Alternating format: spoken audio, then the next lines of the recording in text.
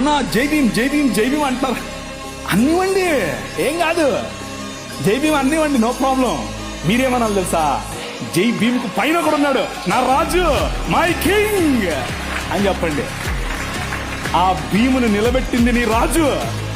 ఆ డాక్టర్ బాబాసాహెబ్ అంబేద్కర్ గారు కొలంబియా యూనివర్సిటీకి వెళ్ళినప్పుడు బైబిల్ స్టడీస్ అటెండ్ అయ్యేవారు.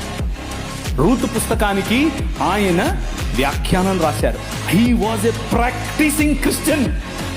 ఆయన ప్రాక్టీసింగ్ క్రిస్టియన్ అండి బాబు. ఆయన ఒకరోజు 3 లక్షల మందితో కలిసి నేను బాప్తిజం తీసుకుంటాను అని చెప్పి ముందుకు వచ్చి ఫోన్ మన మెథడిస్ట్ సంఘంలో ఉన్నటువంటి బిషప్ గారికి చెప్తే, బిషప్ గారు దానికి కావాల్సినటువంటి పనులన్నీ వసతులన్నీ ఏర్పాటు చేసుకునే క్రమంలో నెహ్రూ గారు ఫోన్ చేసి ఏంటండి మీరు ఇలా చేస్తున్నారంట, ఇలా చేస్తే మీకు ఈ పొలిటికల్ అపోజిషన్ ఎక్కువైపోతుందని చెప్పాడు.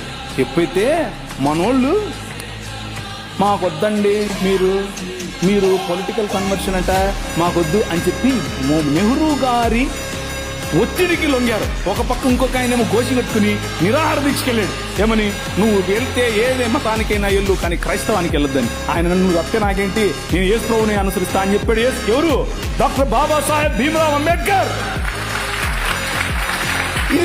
ఇది నేను కొత్తగా చెప్పేది కాదు, దిస్ ఈజ్ హిస్టరీ. ఆ జై భీమ్ వాళ్ళకి తెలియదు. చెప్పండి, వెళ్ళి ధైర్యంగా చెప్పండి.